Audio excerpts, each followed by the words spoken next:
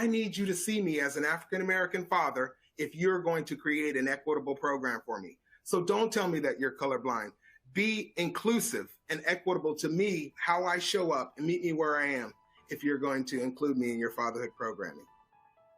I'm JB Wogan from Mathematica, and welcome back to On the Evidence, a show that examines what we know about today's most urgent challenges and how we can make progress in addressing them.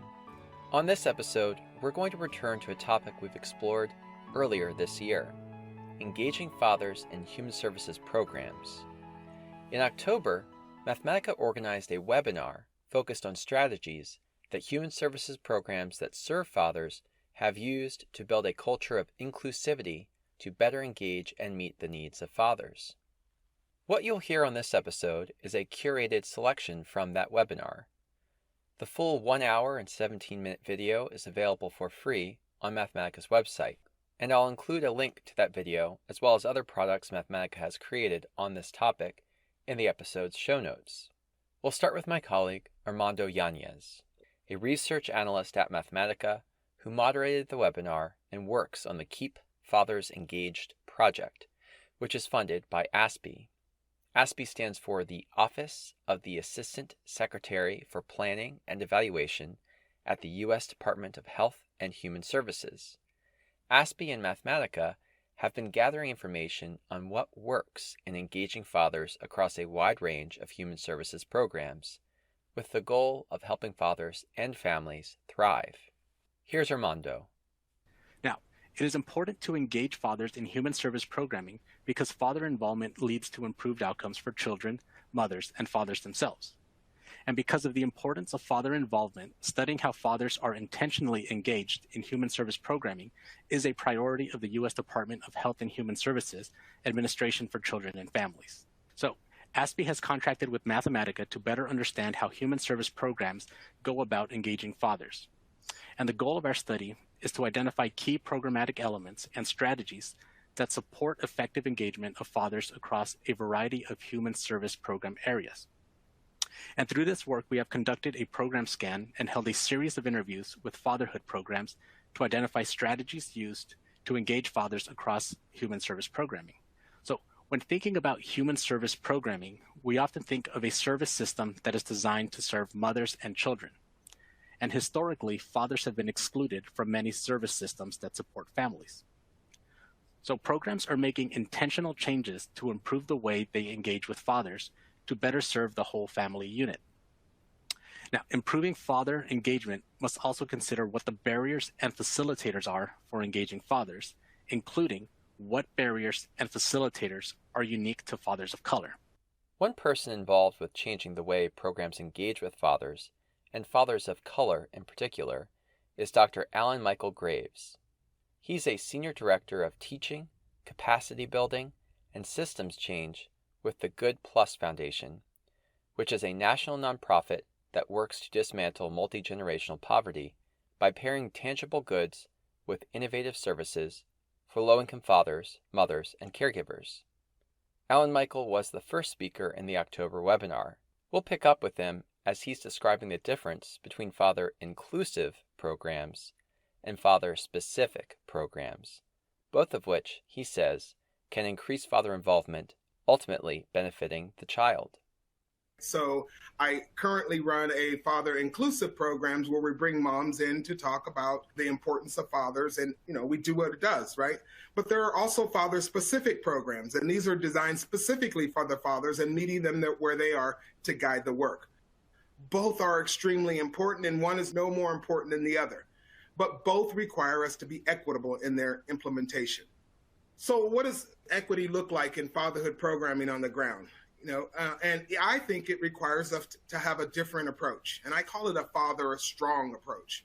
One of my mentors, Dr. Swinger, early on, 25 years ago, talked about how to change our approach engaging fathers and meeting them where they are. Now, we understand that there are other things that a father might need as he's come into programming, but the program itself should be a non-labeling, non-diagnosing, non-directing. We're not trying to tell fathers what they're doing. We're trying to work through and navigate either systems or situations, right? A non-interpretive, self-disclosing, open-ended, and strength-based program. Now, because some of our programs are evidence-based programs, are curriculums that require us to adhere to certain elements and topics of the curriculum, sometimes that's not equitable to the individuals we're serving. Alan Michael says programs that have a track record of success with certain populations might not be as successful for fathers and fathers of color in particular. In some situations, maintaining fidelity to an evidence-based model could mean sacrificing equity, and vice versa. Though evidence-based programming is important, he says, there are trade-offs when the two interests conflict. On the ground, we work with programs to talk about, what does your program look? Is it a strength-based, father-strong approach? Are you having classes in the middle of the day? Do you offer classes on the weekends? Is it equitable to those who work multiple jobs? And are you allowing and meeting fathers where they are as it pertains to equity? Are we allowing for the facets of fatherhood and their involvement with their children? One of the things that we talk about in an equitable program is I get to be, minus a child safety issue, I get to be the father that's best for me and my family. And that might mean I'm a father who interacts, takes care, who's affectionate, responsible, or provider, or inspirational, right? I might be one or two of these, or I might be all six. But my fatherhood and the equity that the program that provides me to in this programming needs to let me be the father that I am and meet me where I am. Whereas sometimes in the past, we wanted to make fathers check all these boxes in order for them to be a success, right? Again, and I want to stress, minus a child safety issue, we have to allow fathers to be the fathers that's best for them and their family, meeting them where they are. That's the key to equity.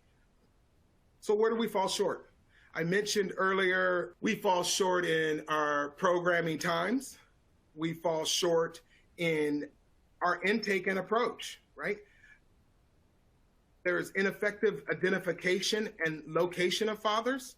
I work in some systems where it's still okay to say, oh, father just unknown, right? Those times are long gone, right? If I'm going to be equitable, I have to put forth some effort in locating and engaging a father in a way that we haven't in the past. We fall short in the gatekeeping by moms. Now, there are some very, very good reasons why mothers gatekeep for some fathers from their children, right? And some of those may be around domestic violence or substance abuse or gang affiliation, and all of those are very valid. But the reality is most gatekeeping is by mothers is because of past relationships. And if we're going to be equitable, we can't allow gatekeeping by mothers for those reasons to be a barrier to our engagement. Alan Michael says another barrier to father engagement is stereotypes about fathers and fathers of color. It's amazing that in doing this work for the 20 plus years that I've done it, I still adhere and see, even in our programs, people falling subject to stereotypes about fathers, the myth of the deadbeat dad. We fall short in allowing that to be part of our narrative and our conversation. And then lastly, the messaging and language, right? Are we messaging fathers so that they want to be part of this family? An example of that, I'm working with local school districts here where we're intentionally engaging fathers, sure that they're part of intake processes in schools, right? The forms that are there, make sure that they say mother and father. And more importantly, to be more intentional, we're going to make sure they say parent one and parent two. So this is inclusive and equitable to our other families that look different. If I'm in an LGBT relationship, I'm much more engaged if it says parent one or parent two and putting my name in there and participating than me putting my name where it says mother. Or if I'm a grandfather raising my grandson, I don't have to put my name where it says mother or father. That language and that messaging about inclusion is extremely important. So we talk about implementing DEI initiatives. Everybody, DEI is everywhere. And I am encouraged that people are looking at DEI, but I say we got to do it with intentionality. And what does intentionality look like? Well, it means cultural inclusion. Right? I was recently talking to someone, how does a fatherhood program on the ground, if we're talking about equity and inclusion, how does it look like for fathers of who are African-American versus Latino, who are Asian, who are rich or poor, right? Who come from cultures that may not be represented in our agencies as a whole. Shared learning environments, meeting fathers where they are. This means systems working together in the programming of this father engagement. That's what equity looks like. It means going back to the trauma-informed care, going back to mental health services. I'm learning from different environments to meet this father where he is. I also think that means we have to create more father engagement strategies. A lot of programs are starting to value lived experience. So this is bringing other fathers, those veteran fathers who have graduated from your program, back to the program so that they now are instrumental in helping other fathers move forward. And then avoiding programming where fathers are outnumbered. We still send fathers to programs where they may be one of two, one or two of many of who they are, right? Avoiding situations that we set them up for failure is extremely important. Overall, DEI means respect, respecting who I am and where I come from. And a lot of people talk about seeing color or being colorblind, but I need you to see me as an African-American father if you're going to create an equitable program for me. So don't tell me that you're colorblind. Be inclusive and equitable to me, how I show up, and meet me where I am if you're going to include me in your fatherhood programming. Our next speaker is Leonard Burton, a senior fellow at the Center for the Study of Social Policy, where he serves on the center's Equity, Inclusion, and Justice team. Leonard spent about 2 decades working on child welfare issues, including as an assistant commissioner for the Tennessee Department of Children's Services. He began his talk by addressing a common misconception that the vast majority of cases in child welfare are related to abuse, and that it's usually in the children's best interest to separate them from their families. In fact, about 3/4 of child welfare cases are for the more subjective reason of neglect. And so this myth around all this abuse that's happening, not to minimize the abuse, because abuse is real, it's damaging, it's harmful, it's traumatic to children and to families. But this myth that the child welfare system is a helping system and that kids are better off being taken away from their families and moving into what I call stranger care is just not the truth.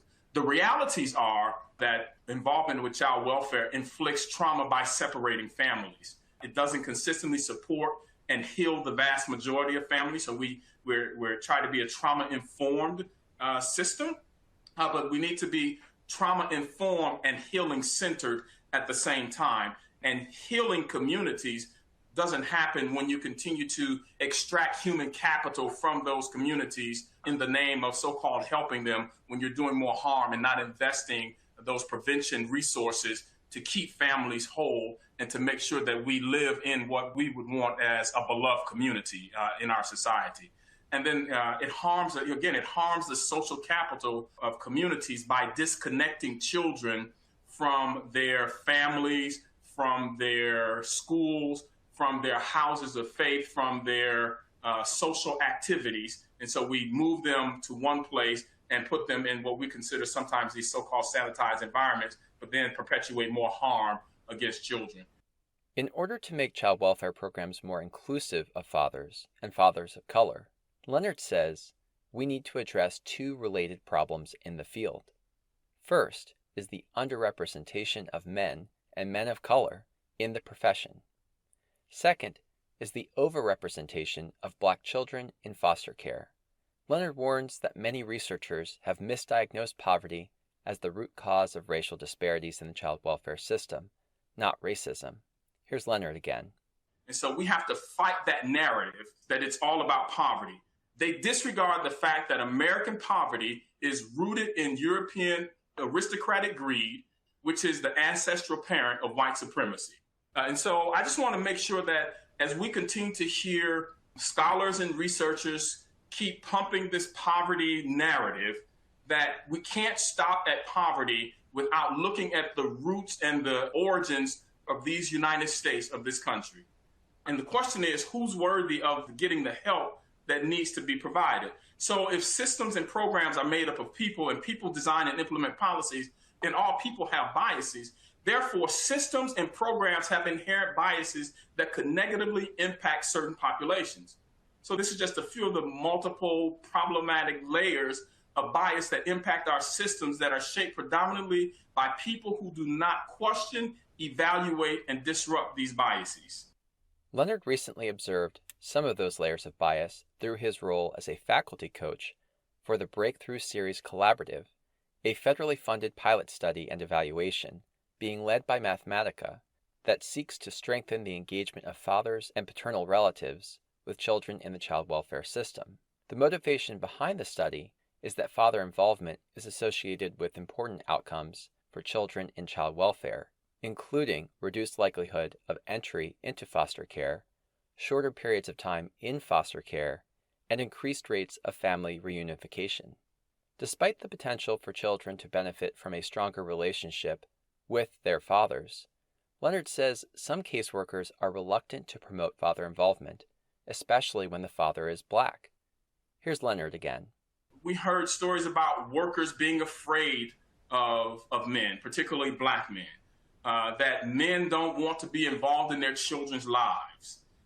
We heard some of the racist tropes of Black and brown men as hypersexual, non-nurturing, angry, and that men can't properly care for or be trusted along with their children, particularly girls. And we know that child welfare case practice is essentially organized around mothers and their lineage, excluding fathers and paternal relatives from the process often. Fathers are not involved in child welfare cases because they don't want to be. It's because the system is perfectly designed to get the results that it's getting. It's designed this way that fathers are not brought in too early into the case. Fathers are not looked at as a primary placement option. I even hate the term placement option because these are your children, so as a primary place where they should be living. Leonard draws a direct link from centuries of laws, policies, and practices anchored in white supremacy that explain the racist attitudes he still encounters in the child welfare system today.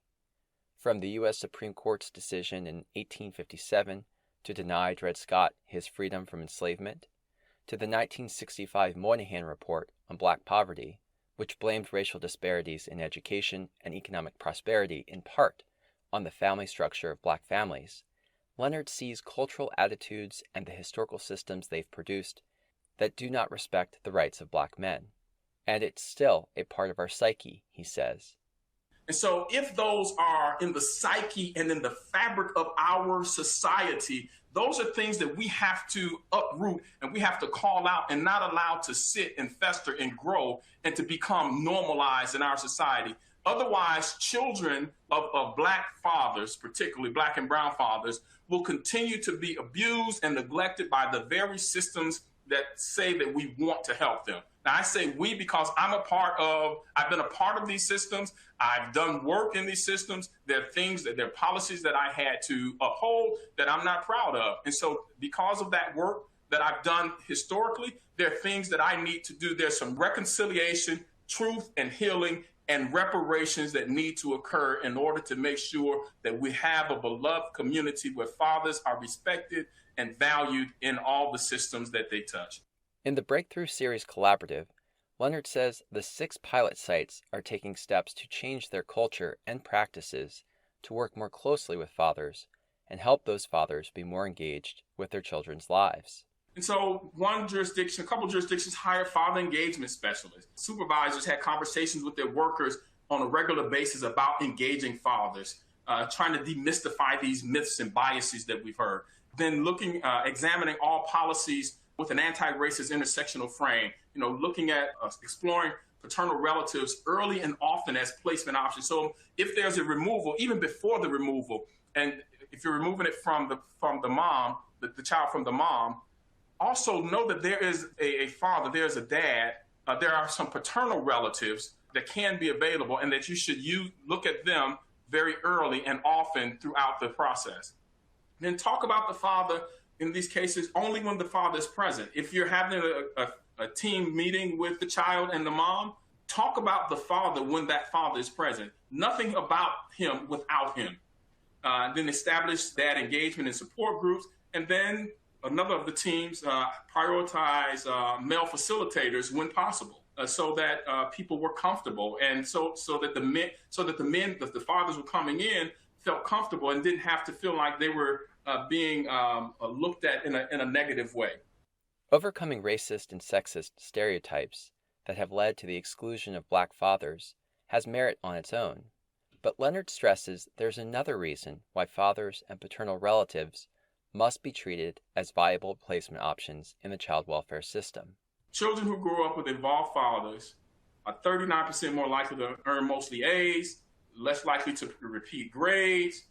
All of these things that if a father is involved in the life of the child, we see more positive results and outcomes. Involved fatherhood is linked to better outcomes on nearly every measure of child well-being, from cognitive development and educational achievement to positive, healthy, and identity development and pro-social behavior. We believe that Black families, Black fathers, have this, what we call, E. Franklin Frazier called this adaptive vitality, that despite all of the challenges and the vicissitudes that one may go through, they are adaptive and vital and needed in the life of children. Leonard's work focuses on changing policies and practices to advance racial equity for Black fathers and Black families in the child welfare system. Our next speaker has a similar end in mind, but she's doing it within the state of Minnesota's Child Support Program. Shaneen Moore is the director of the Child Support Division and the Deputy Assistant Commissioner within the Children and Family Services Administration in Minnesota's Department of Human Services. Here's Shaneen. In many areas within child support, there are things that are based on old policy and practice. And so, we have these what we call enforcement tools and remedies that we can put into place. And so driver's license suspension is one of those enforcement tools that I often hear when I am in community and talking to fathers. One of the major concerns that they have around our program. We have a lot of fathers, especially Black and brown fathers, that are willing and wanting to pay, but they're unable to. And so I really want to get at the heart of why that is happening, and some of the things that we're doing in Minnesota to address that. Before we jump into that, though, I want to talk a little bit from a demographic perspective. In May of 2020, I would say the state of Minnesota, we were forever changed in the murder of George Floyd. And so it's important that we really have a candid and intentional conversation around the impact of racism in our state. Just as Black children are overrepresented in the child welfare system, Black fathers are overrepresented among non-custodial parents paying child support in Minnesota. Minnesota's data show, by the way, that Native American fathers are also overrepresented. Shaneen says George Floyd's death motivated her office to look at policies that could be doing disproportionate harm to Black and Native American fathers, especially those who are willing to pay but have so little income that they can't pay. Here's Shaneen again. Prior to the pandemic, we were seeing, within our program that non-custodial parents or paying parents, they were selected for driver's license suspension. Oftentimes we're earning less than $20,000 a year. So we're talking about our very low income fathers who are often in poverty themselves. And then also 23% of those selected also had a minimum order. And so for those that don't know, minimum support orders are usually set around that $50 amount. So oftentimes within child support, there's this conversation around, what role does things like driver's license suspension play? And are we able to tie those remedies back to the collection efforts that we're able to obtain? And so in many instances, we're not able to directly tie that information back. And so, because there are a lot of enforcement tools in our toolkit, we can't right now pinpoint which one is working more effectively more than others. These tools and practices are 40 plus years old. And in my opinion, and many of them are steeped very much in white supremacy and racism. And so there needs to be an intentional effort in our program to change on a federal level, the way that these enforcement remedies and other things are put into practice, because what may have worked 40 years or plus years ago currently don't work. And so we need to be very intentional in making that change. And so Minnesota, we decided last year to apply for a procedural justice grant. in order to do the driver's license pilot, in hopes that, in filling some of these gaps and understanding how this particular remedy is impacting our program participants, and in particular communities of color, we needed to do some work around that. The threat of a suspended driver's license affects a fairly large share of the overall child support caseload in Minnesota. Shaneen shared data from April 2020, just as the pandemic was taking root around the country. At that point, about 1 in 5 non-custodial parents had a suspended license. Another 13% had applications for a driver's license halted, and another 20% had entered into a payment agreement to avoid an enforcement action against the driver's license. Shaneen's office looked at the racial backgrounds of the 24,000 or so non-custodial parents with at least one active driver's license suspension, and again, Black and Native American parents were overrepresented. In many instances, yes, there are a lot of automated practices around some of these enforcement tools. However, in many instances, there are case worker subjectivity that can come into play. And so we want to better understand, how does that impact the numbers that we're seeing? Shaneen explained that Minnesota's child support program was selected as a Procedural Justice Alternatives to Contempt peer learning site by the Federal Office of Child Support Enforcement. Procedural justice refers to the idea that people's perception of the fairness of a system's process and how they are treated during that process can impact how they respond. In child support, this means creating policies and procedures that enhance parents' perceptions of the fairness of the child support program, which might increase compliance. With the grant, Shaneen's office is launching a pilot project that will run through the spring of 2022 in 12 counties that vary in terms of size, demographics, and location within the state. Caseworkers will identify fathers who might benefit from individualized attention and support, call to learn more about barriers fathers face in making child support payments, and offer more flexible payment arrangements. The Minnesota pilot is, in essence, testing two interrelated interventions at the same time. One is that individualized support to non-custodial parents who would normally be at risk of a suspended driver's license.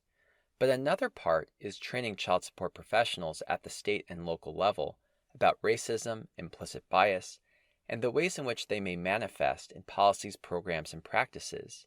Here's Shaneen again. In order for a county to be selected as a participant in the pilot, we made it very clear that some of this implicit bias work had to be done. And so each member of the group was asked to take a cultural competency assessment and be committed to doing that work on a personal level.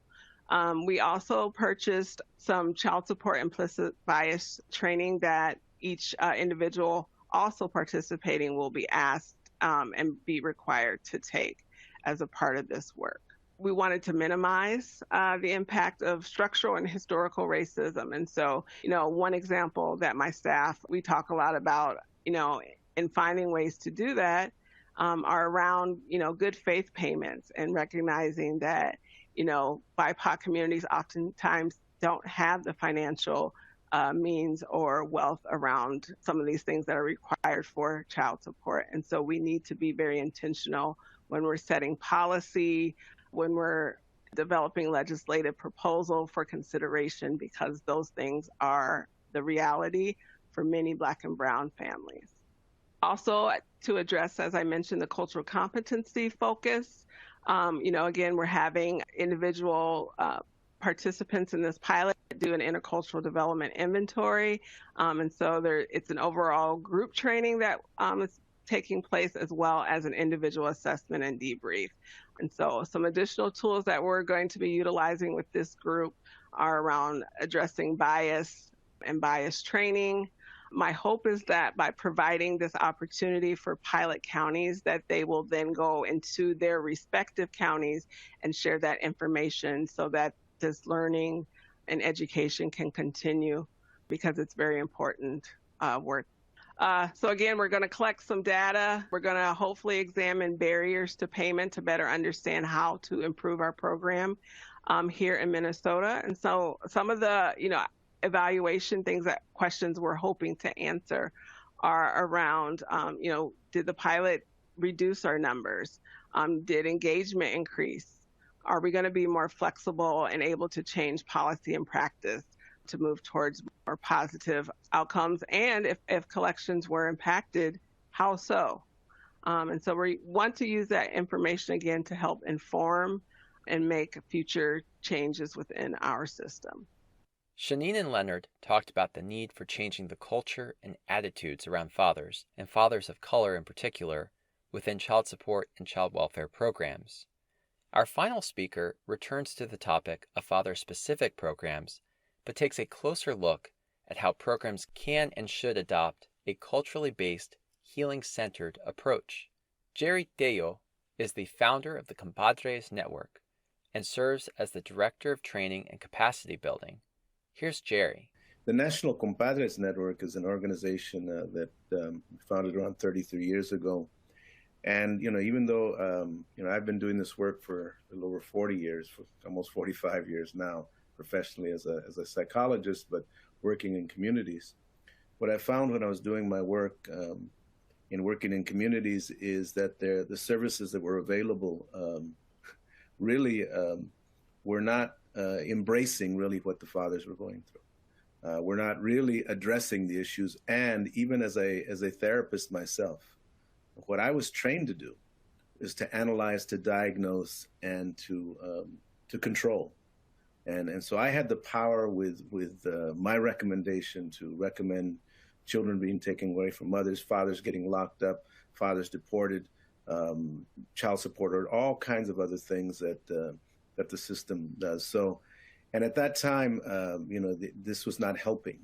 And I think when we talk about fathers, and we talk about families, and we talk about communities, that the important thing to ask is what we're doing, is that helping?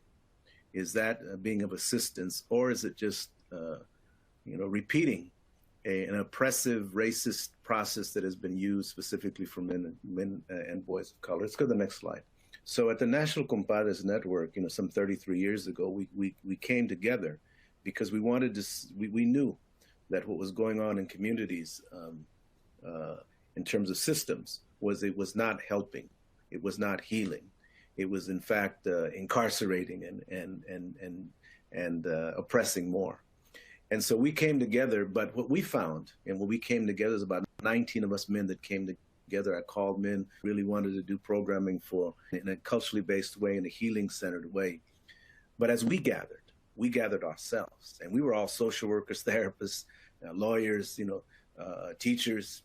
And as we went around in our own healing circle initially, what we realized is that we were all messed up, that we still had residual wounds. So I want to begin by saying that if you're going to work with fathers, if you're going to work with men of color, if you're going to work with men who've had generational trauma and still live with that today, then you have to do your own work. It begins with you. And even for many of us, men of color that are working in this field, it's not like that was in the past. That goes on every day. Jerry shared a vivid memory from his own childhood, growing up in South Central Los Angeles in the 1960s during the Civil Rights Movement and the Chicano movement. He was 14 when the National Guard descended upon the city in response to a week of civil unrest over allegations of racist police abuse, now known as the Watts Rebellion or Watts Riots. On his way to school, Jerry encountered National Guard troops holding rifles, a traumatic experience that frightened him and made it difficult for him to breathe, much less concentrate in classes or sleep at night. And what I want to say, what I want people to understand is that, the issues of fatherhood don't begin when they become fathers, especially for men of color, for Black, brown, Native. It begins when they're born in this society. So we at the National Compadres Network have really embraced that reality and understanding that part of our legacy, because there's been a whole aspect of wounding men generationally. So our great-great-great-grandfathers, our great-great-grandmothers too, that this is impacted. And so even the way that we have been raised and the things that go on today, the thought that an African-American mother, social worker friend of mine called me 2 weeks ago and said, Jerry, I just wanted to run this by you because my boy is 8, but he's a big 8. And his dad, his dad passed. And I said, yeah. And she said, I have to have the talk. And I'm angry about everything that's going on, but I don't want to make him angry, but I don't want nothing to happen to him either. So the aspect of recognizing that, when we're talking about fatherhood, it's not just about fatherhood. We're talking about manhood. We're talking about living in a society that already, when you become bigger than a little boy, and sometimes it's a little boy because we see it in schools, we can see there's a disproportionate number of Black and brown boys that are expelled and suspended, and that begins a process of inflammation. That begins a process of shutting down. That begins a process of fronting up. That begins a process of hurting and not being able to sleep and not being able to sit still, not being able to pay attention. That begins a process of survival.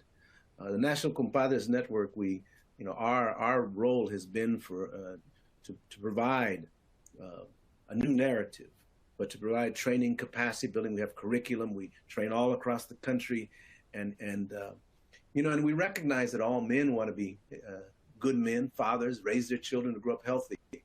But for immigrant, indigenous, fathers of color, racism and inequity causes additional challenges. And it becomes the primary challenge. So if you're doing fatherhood work and not dealing with that, primarily, because fathers got to get to the class, got to get to the agency, got to get to the child welfare office. And many times that's a journey in itself. So what happens? What happens in a society that doesn't see you as necessary? And we recognize that sometimes they say, well, the father's, he doesn't have a father. Of course, that's biologically impossible. Or they're not included or not seen as important. And so we have to understand that are we necessary? Are we important? And I think, fatherhood is just as important as motherhood. But there's a narrative in this society, even the way, departments are named and things like that, So what happens when you don't receive the positive cultural teachings? Because what has happened over generations is the wounds that have been given to our great grandfathers, having to deal with slavery or oppression or beatings or hangings or even just the aspect of how people look at you and suspect you and all of that it impacts the way you live your life, and we see it today. We see the increased anxiety, depression, suicidal ideations, all those things that are coming up, especially in communities of color. And it's coming out in schools. We're getting a lot of calls from schools because there's more fighting and more difficulties, all of those things, right? That generational trauma, right? And what happens when your environment overall experience wounds you? The poverty, the inequity, what happens when systems don't embrace you? Echoing a point that Alan Michael Graves made in his presentation, Jerry pointed to an inherent tension between programs that are equitable and those that meet the definition of being evidence-based.